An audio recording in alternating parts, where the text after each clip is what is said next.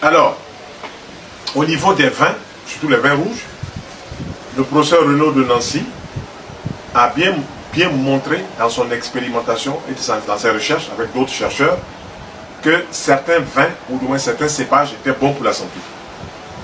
Mais il dit ceci, qu'à chaque repas, on ne prend qu'un seul verre. Pas 2 verres, pas 3 verres, un seul verre. C'est largement suffisant.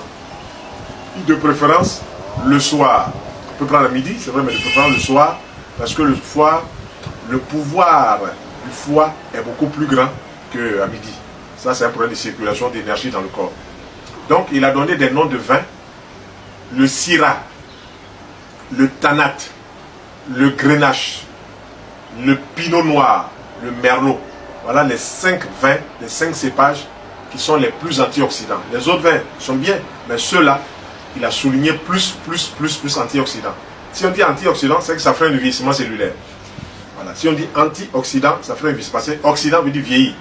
Ça oxyde les cellules, ça fait vieillir les cellules. Si c'est antioxydant, c'est que ça ferait le vieillissement cellulaire. Ensuite, les vins blancs, qui se comportent comme des vins rouges, sont les vins de l'Alsace.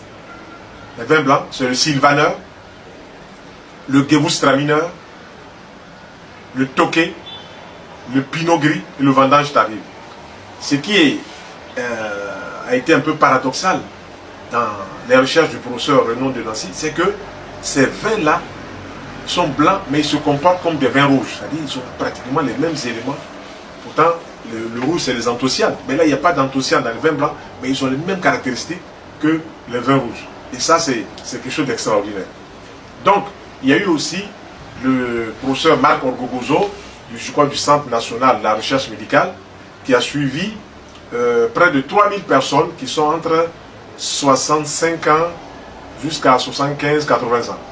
Dans cette tranche d'âge-là, on trouve beaucoup de personnes qui font ce qu'on appelle les maladies d'Alzheimer. Ce sont des maladies neurologiques. Et cette maladie se caractérise par 3 grands signes.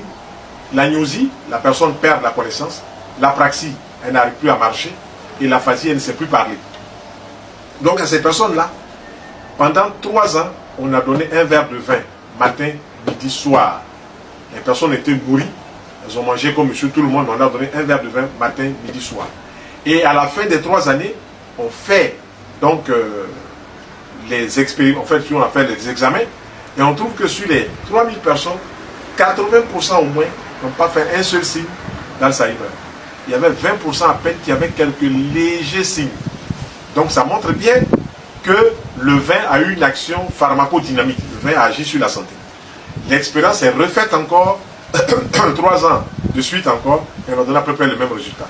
Donc, les recommandations de ce grand professeur, c'est que ceux qui boivent du vin peuvent boire un verre de vin, mais en tenant compte des cépages de vin pendant le repas. Voilà ce que je voulais dire par rapport au vin.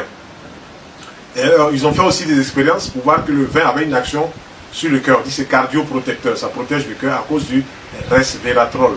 Il y a un principe qu'on a trouvé tout à l'heure dans l'arachide, comme j'expliquais tout à l'heure, qui a une bonne action, et puis qu'on trouve aussi dans le chocolat noir.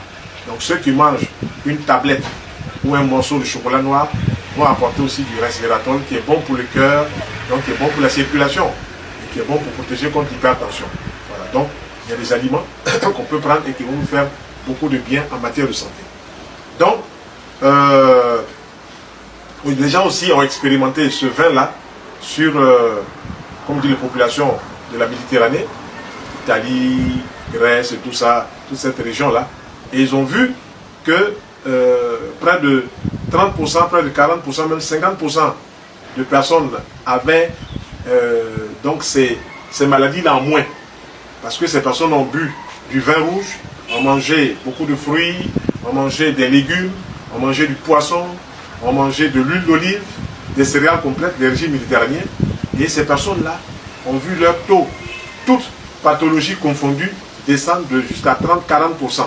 Donc cancer, diabète, hypertension, rhumatisme, tout ça est descendu de 30 à 40%. Ça a été vraiment quelque chose d'assez étonnant devant ces recherches qui ont été faites par ces professeurs-là. Et ils se sont dit, ah non, il faut qu'on en parle. Mais vous savez, il y a la convivialité, le repas et tout ça, et puis il y a l'aspect scientifique, et puis il y a comment faire passer ça dans le public. Voilà, si vous dites à quelqu'un que le vin soigne, la personne ne comprend pas du tout. Voilà, donc je donne des petits secrets avec le vin rouge. Vous prenez un verre de vin rouge, vous mettez un jus d'oignon écrasé dedans, vous buvez, ça aide à soigner un peu la prostate. Voilà, donc toutes les personnes qui souffrent un peu de prostate pourraient faire cela et ça commence à soigner la prostate. Voilà un peu en matière de repas de midi et du soir. Il faut privilégier beaucoup les légumes cuits le soir dans les repas cuits et il faut réduire les viandes les préférées à midi. Il faut manger du poisson ou des œufs ou du fromage ou même des protéines végétales comme le soja ou bien comme les haricots rouges. Les haricots rouges doivent être toujours accompagnés des légumes. Alors si on mange par exemple des haricots rouges avec du riz, c'est bien, mais lorsqu'on a des haricots rouges comme ça, il faut que le riz soit comme ça. La loi des proportions. Lorsqu'on a des haricots rouges comme ça, il faut que le riz soit comme ça. Et lorsqu'on a du riz comme ça, il faut que les haricots rouges soient comme ça. Voilà, toute petite quantité, puis beaucoup de légumes dessus. La digestion se fait mieux, on a moins de gaz, moins de putréfaction. Mais souvent, des personnes qui mangent beaucoup de haricots rouges avec du riz ballonnent, parce qu'elles ne savent pas que il faut faire la loi des proportions. Ça, c'est l'observation qui permet de dire que c'est comme ça. Donc, et il faut éviter de manger des fruits comme dessert. Les fruits, on les prend soit au petit déjeuner, soit au repas de midi avec des légumes, mais pas d'aliments cuits dessus. Si on mange les fruits comme dessert, on vient compliquer encore la digestion des aliments cuits. Voilà, et c'est le grand problème ça, qui se pose. On ne sait pas où est-ce qu'on est allé chercher cela, quels sont ces mélanges qu'on fait, qui nous enseigne cela, on ne sait pas. Mais ce qui est sûr, c'est qu'on fait ces mélanges-là et ça fatigue beaucoup de gens. Tous ceux que je rencontre ici qui viennent poser des problèmes de digestion, souvent ces personnes-là font 2 repas, viande et poisson tous les jours, ou bien riz à tchéké en même temps, ça ne se digère pas de la même façon. Ou bien ces personnes vont mettre des fruits. Quand elles mettent des fruits sur les repas, qu'elles ont dit à manger à midi ou le soir, elles compliquent encore la digestion. Voilà. Donc pour éviter les gaz, les ballonnements, les indigestions, il faut enlever les fruits comme dessert. Il faut les enlever. Il faut enlever les mélanges viande et poisson qu'on fait pratiquement tous les jours. Ou bien la personne mange la viande, mais mange du riz, mange un peu d'attiéké. Ou bien par ses habitudes, elle va manger du foutou, et puis elle va manger de l'attiéké, ou bien du riz. C'est bien, ou bien 2 ou 3 petites sauces. Sa femme veut lui faire plaisir, mais sa femme ne l'arrange pas sur le plan digestif, et parce que là aussi, on commence à creuser sa tombe avec ses dents. Voilà, donc il faut faire en sorte que ces choses-là nous arrangent plutôt que nous dérangent.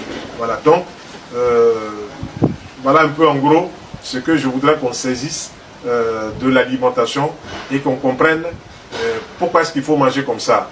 Voilà, donc on reviendra prochainement sur certaines maladies et puis quelle est l'approche en naturothérapie pour aider ces personnes-là. L'alimentation, on verra, les plantes médicinales, on verra, les huiles essentielles, on verra.